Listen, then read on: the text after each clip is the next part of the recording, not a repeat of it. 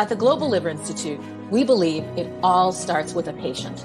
So what happens when a patient, a liver patient no less, one of the 500 million people living with conditions that often go undiagnosed, untreated, or misdiagnosed, mistreated, and stigmatized, brings the challenges of liver patients front and center? And what happens when a patient then leads a discussion with world experts in policy, research, clinical care, and wellness on ways to overcome these challenges? Let's find out today on GLI Live. Hello and welcome. My name is Donna R. I'm the founder and CEO of the Global Liver Institute, and I have the honor of hosting this conversation on better hepatocellular carcinoma screening and care for our veterans with experts that we have representing coast-to-coast coverage and expertise in liver cancer, and I will introduce them momentarily. But just to set the stage for this series, as part of our October is for Livers campaign with a focus on liver cancer. Of course, as you know, for all of us here at the Global Liver Institute, every month is for liver. And so not just October, but we are happy to shed a particular focus and bring the community together to really focus on all the things that we can do for all the populations that are affected by liver cancer, which unfortunately is everyone at risk for or living with a liver disease. And so I want to thank you for joining us today, and thank you for joining us throughout this month of activities in your local communities. And I have something special to share. I was honored to receive, I guess I won't show it because it has my home address. I was honored to receive this lovely envelope from the White House the other day, and within this was the official proclamation and recognition from the president here for National Cancer Prevention and Early Detection Month in 2024. And so I want to give credit where it's due to the entire liver and liver cancer community for this proclamation, for this recognition. And we can only hope that this episode and this effort and our work together collectively will just draw more attention, more resources, and more impact for liver cancer patients and their families. And so to help us with that is Dr. Tamar Taddei, who is Chief of Gastroenterology at the VA in my home state of Connecticut. And I also have with us Dr. George Ioannou, and he is at the Puget Sound VA. So we have coast-to-coast coverage here. Welcome to you both. Thank you. Thank you, Donna. Nice to be here. It's great to have you. So, Dr. Taddei, let me start with you. Why is the U.S. Veteran population more likely to develop liver cancer? It seems like the data that we have shows that they are 5 times more likely to develop new cases of HCC or hepatocellular carcinoma. Are there specific risk factors, or why is that a particular problem within the VA system? So it has a lot to do with the prevalence of hepatitis C in the VA, the prevalence of alcohol use disorder in the VA, the prevalence of exposures, and those can be exposures, military exposures that these veterans face. So in the past, we know that the prevalence of hepatitis C was up to 5-fold higher in VA than in the general population. The VA has done an outstanding job of treating veterans and curing their hepatitis C, but those who had advanced fibrosis, cirrhosis still remain at risk for developing HCC. And many of those veterans actually have other risk factors, including metabolic risk factors, alcohol use disorder, and exposures that have obviously, they've been exposed over a period of time in their military service. So I think these are the key risk factors in our population. And you're correct, we see more HCC than we would in a general population. And the VA is one of the largest or the largest health system in the United States. So really treating veterans well creates a model for treating all liver and liver cancer patients well. Correct. I mean, we as a national health service treat the largest amount of liver disease in the United States. we do a phenomenal job of it. And that's because we have a learning health system that involves very robust data capture and dashboard management. So we know at any given time who in our stations throughout the country may have advanced fibrosis, cirrhosis, liver cancer. We're really on the cutting edge of population health. George has actually done tremendous work using the VA data. We have what we call the corporate data warehouse to do risk modeling for HCC. So we are really very fortunate to be in a learning healthcare system where we can anticipate the needs of our population.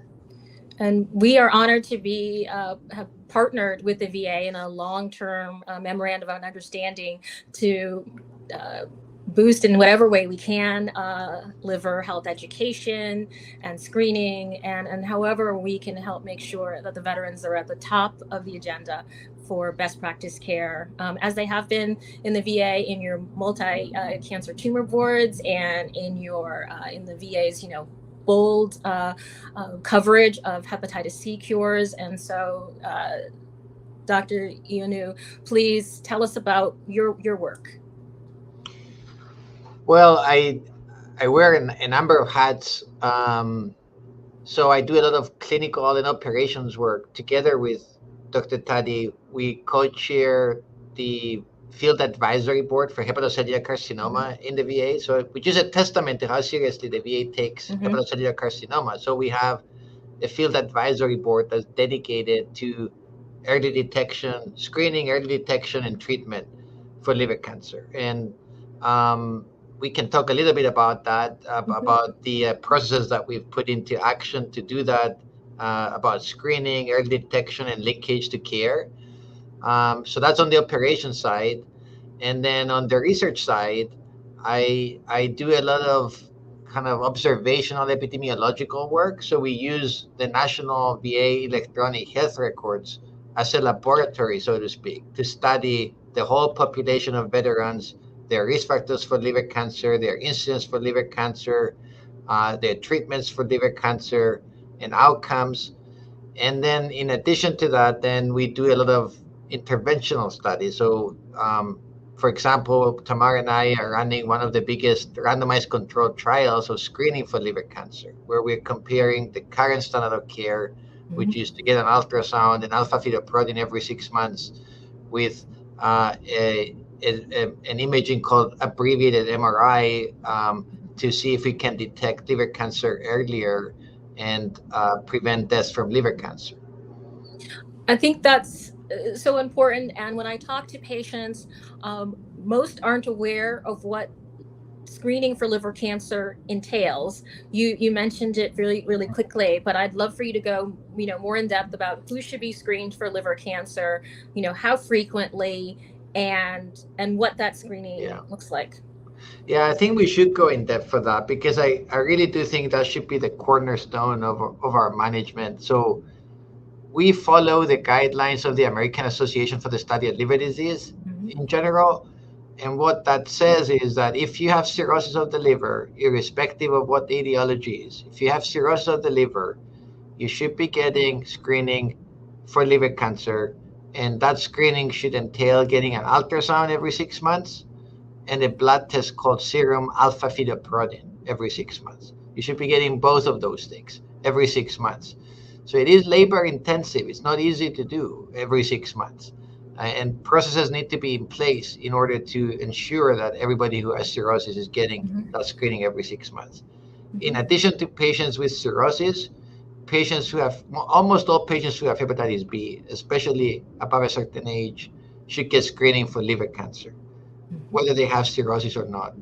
So that's the big picture. The message that we're trying to promote is, if you have cirrhosis of the liver or if you have hepatitis B, you should be enrolled in a surveillance program that ensures that every 6 months you get an ultrasound and an alpha-fetoprotein.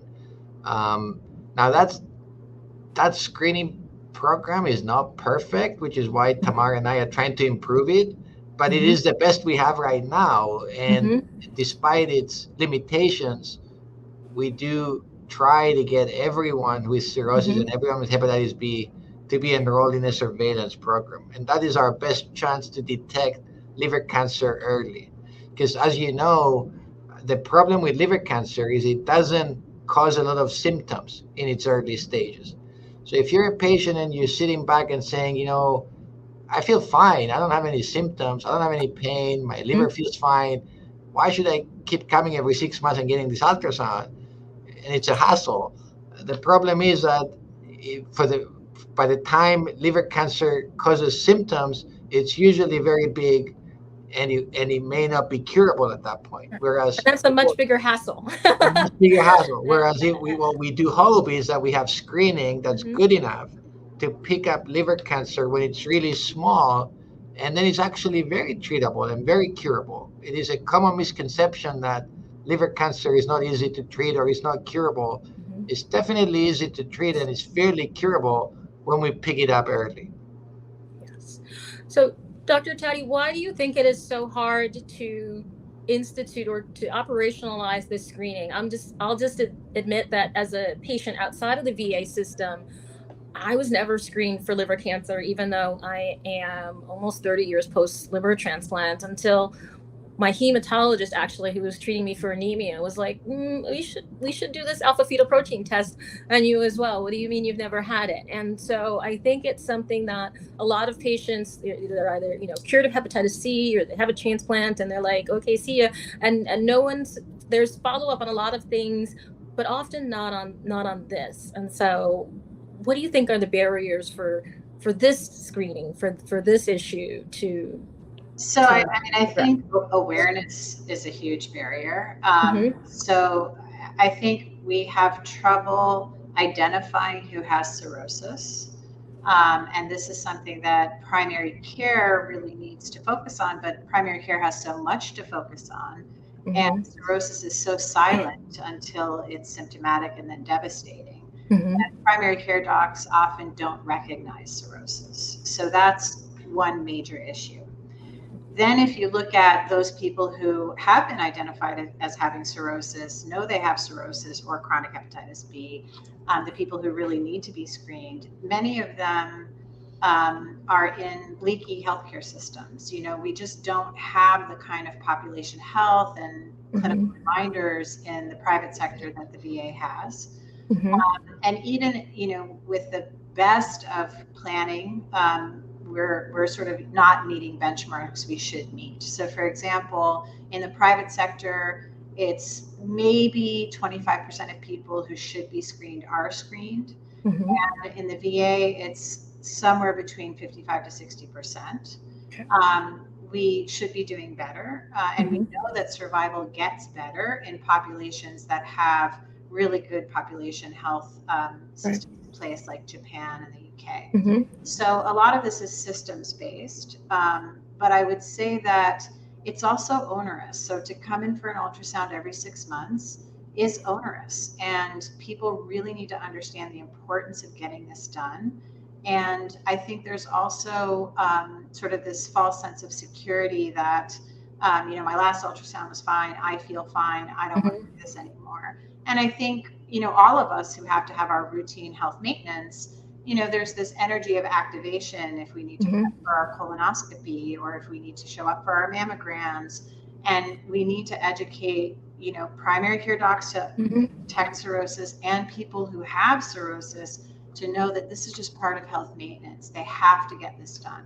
And it's a message that people need to hear over and over again. I'm going to push back a little bit, not the first time, on the characterization. I wouldn't be me, right? Of it being onerous. I mean, I do have a lot of interactions with the healthcare system. Getting an ultrasound and some blood work is not the hard part of the many things that I do. So I know that a lot of people deal with transportation issues and taking time off work, but having an ultrasound, itself is like really easy. It's non-invasive, and having blood work, if you've gotten as far as having cirrhosis, you've had blood work before. It's not your first rodeo, and so I'm always saying somebody somewhere is getting blood work, adding an AFP to it while you're pulling while you've already got a line in is not is not something that's hard. So I would push back on it's onerous, particularly every 6 months. I'm in there far more often in some type of healthcare setting, far more often than every 6 months. And so this is, I think particularly if you already have an underlying liver disease, if you've already been part of the way down this path in some way, this is the easier part, and far easier than having liver cancer and all of that, that treatment would entail. Oh, I agree entirely. And from your lips to all of our patients' ears, that's all I can say. Maybe to expand on that a little bit, Donna. Yes, please. It's also, you're right.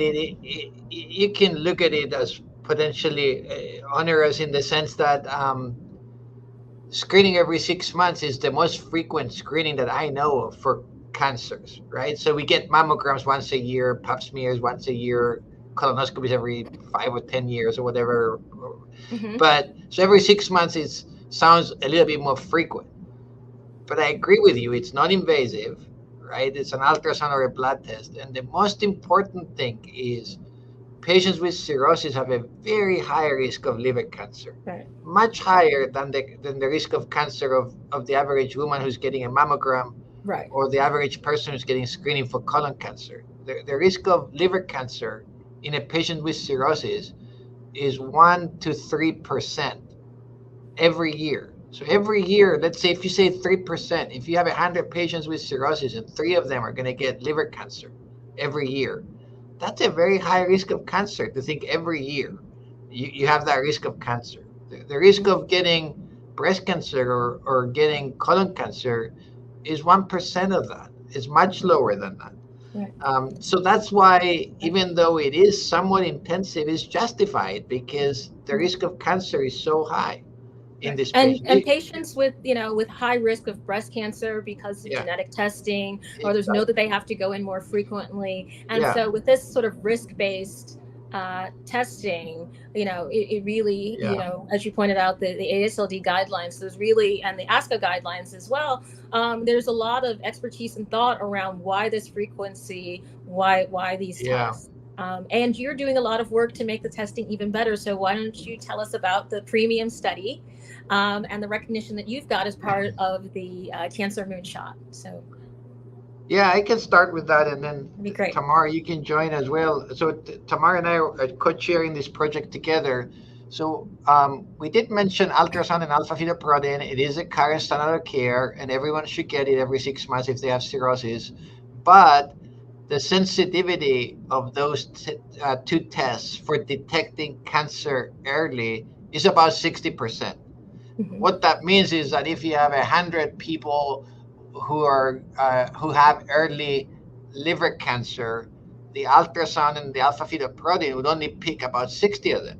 And the other 40, it wouldn't diagnose them. It would miss them, right? So we don't want 60%. We want 80 or 90% sensitivity. And even among those that the ultrasound picks, if we had a better test early, we could pick them up even earlier, right? So, and the earlier you pick up cancer, the better the chances of success are and cure. That's the bottom line. So we thought, how can we improve the screening process? And as it happens, we already have the technology and the modalities to do that. Everybody, I think most of our listeners would know what a magnetic resonance image or MRI is. And it turns out MRI is really, really good at picking up liver cancer. In fact, it's so good that a complete MRI is like the gold standard diagnostic test for liver cancer. We don't even need to biopsy a liver cancer and look at it under the microscope. Ooh, say that again. Yeah, exactly. If it looks like a liver cancer on the MRI, it's a liver cancer. But the problem with an MRI is that it takes 40 minutes to do a complete MRI. You have to sit in that tube for 40 minutes because they do a whole bunch of sequences, different kinds of sequences to look at different kinds of things. And it takes 40 minutes. That makes it more expensive, and it makes it more time consuming for the patient. But it turns out that the part of the MRI that's dedicated for liver cancer detection only takes about 10 minutes to do.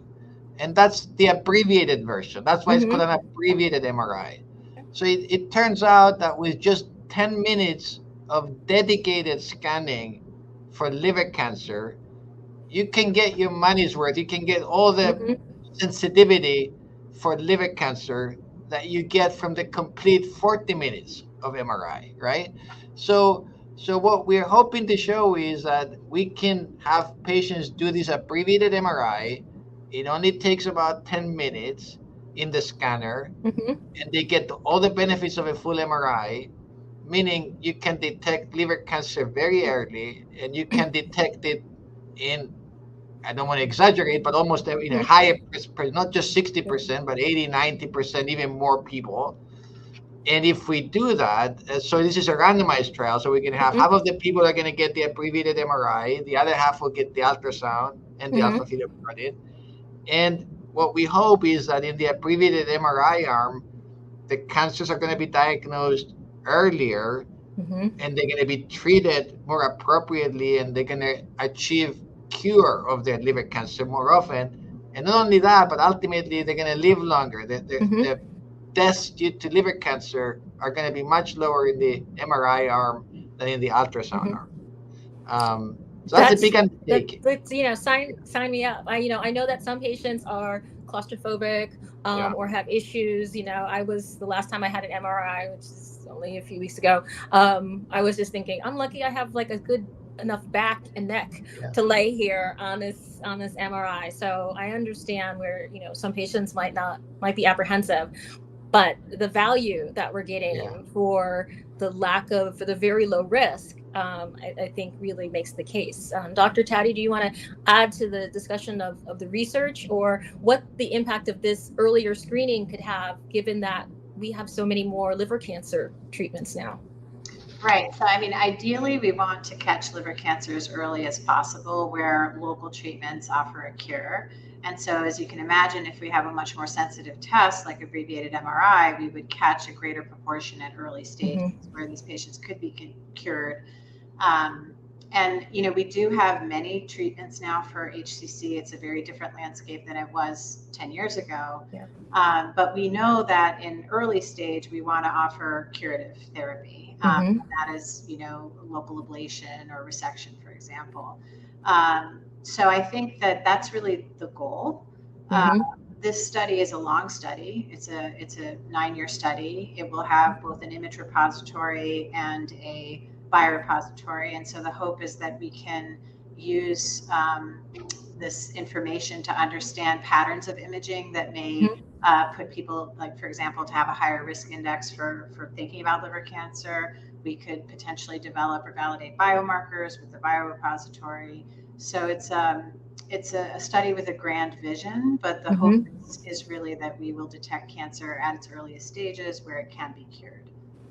And this has a huge potential impact on equity in liver cancer, because the VA's scope of service and beneficiaries and biorepository are one of the most diverse in the entire world. And so maybe talk a little bit about the equity impact because of all the different types of populations that the VA serves. Yeah, I think, George and I are what we would call diehard VA physicians, right? We really embrace the system and the overall equity in the system. This is a study that could only be done in the VA because the barriers to prior authorization for an MRI in the private sector would be too high, too insurmountable, really, to have the study done. And the VA, essentially, it's a level playing field. And in fact, it's more than a level playing field because we have a lot of resources for veterans. And generally speaking, they have a really nice umbrella for care coordination, helping them to navigate, for appointments and things like that. So I think, the other thing is the diversity of the population. As you know, the armed forces is a very diverse armed forces that we have. And so we do see people from all ethnic backgrounds, diverse races, diverse socioeconomic status. And that is pretty incredible. It's as George said, sort of a phenomenal laboratory in which to study liver disease and liver cancer in particular. Absolutely. So as we, how can we scale some of these. I agree with you that VA, and my experience in working with the VA over the course of decades now on issues of transplantation and cancer and the others, it is an incredible learning health system. It is really one of the few where I can track the research integrated into care, supported by policy.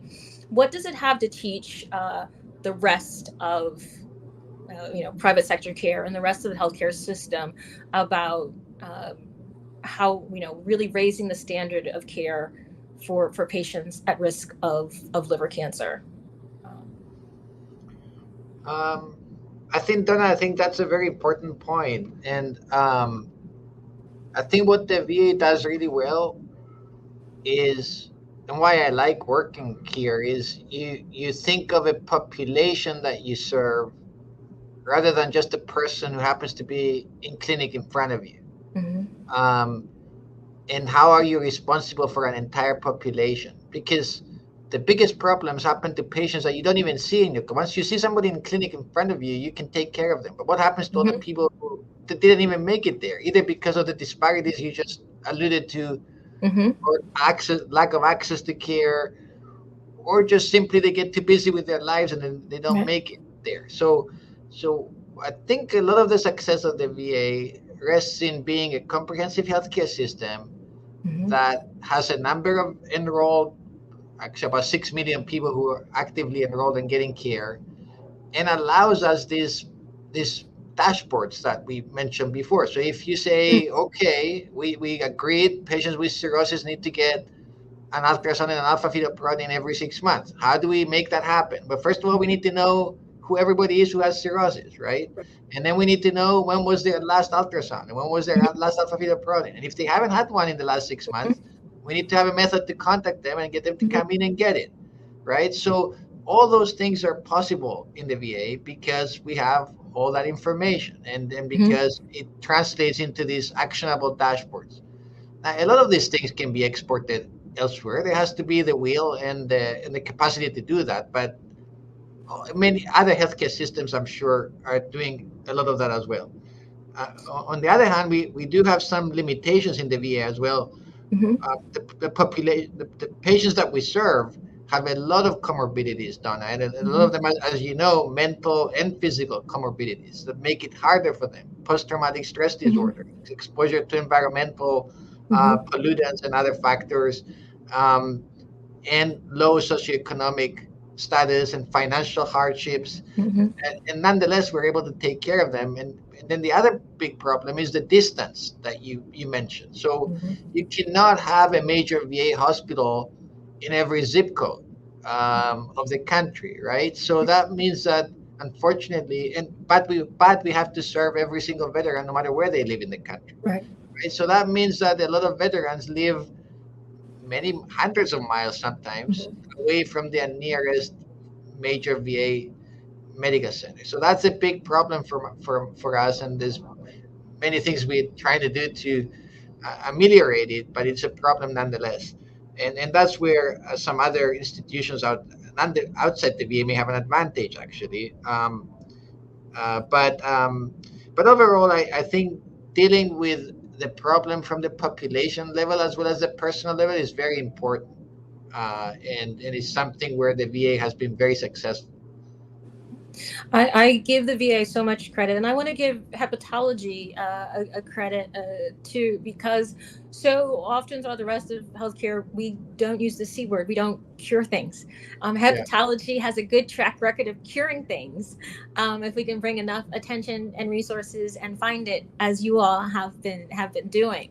So I want to give you credit for your many years of training to become hepatologists through internal medicine, gastroenterology, and then hepatology to be able to do this on our behalf. So I want to thank you and give you that credit that you don't often, probably not often enough hear. And you're also giving us a really good checklist for our advocacy for the rest of healthcare, that there needs to be coding and coordination of care and shared data systems and electronic health record, reminders and things in the system, so that the rest of healthcare can start producing the results I've heard at least twice better than in the private sector. And so I think that's something that people don't know about the VA system that I want them to take away, that even though you're striving to do, here, you're already at least twice as good as everybody else. And that's at the very minimum of what our veterans deserve. So I want to thank you for your service to our veterans, and give you the last word of any thing that you'd like people to remember as we go through this month of October is for livers. George, and then Tamar. I think the take-home message, Donna, and maybe it will take people by surprise a little bit for me, is that liver cancer, we can think of liver cancer as a preventable disease. We shouldn't have to live with high rates of liver cancer. Every disease, we know the diseases that cause liver cancer, and they're all either preventable or curable. It's hepatitis C, hepatitis B, alcohol use disorders, and now increasingly the metabolic related disorders, obesity and diabetes. And all those things are treatable or even preventable. And you cannot say the same thing about breast cancer or colon cancer. We don't know every cause, and we wouldn't know how to prevent breast cancer or colon cancer. We actually have a blueprint. We know how to prevent or prevent or treat every single condition that causes liver cancer. So I think the future of liver cancer is bright, and we've already begun to witness a decline in incidence of liver cancers for the first time after 30, 40 years in the United States in 2017. Almost certainly caused by the eradication of hepatitis C. So we know how to do it, and we know all the diseases that cause liver cancer, and all of them are treatable or preventable. Excellent thing. Dr. I can add to that. I would just say, if you have cirrhosis or chronic hepatitis B, get screened. It's really easy. It has to be done every 6 months. Don't forget, put it on your calendar. Excellent. Thank you so much. Thank you, Donna. Please be sure to like this video, subscribe, and share your thoughts and suggestions in the comments below. Join us weekly on Wednesdays at noon Eastern Time for more episodes of GLI Live. Check out our website, globalliver.org, and follow us on social media to learn more about the Global Liver Institute and stay up to date with the latest in liver health. Until next time, stay safe, stay well, and stay connected.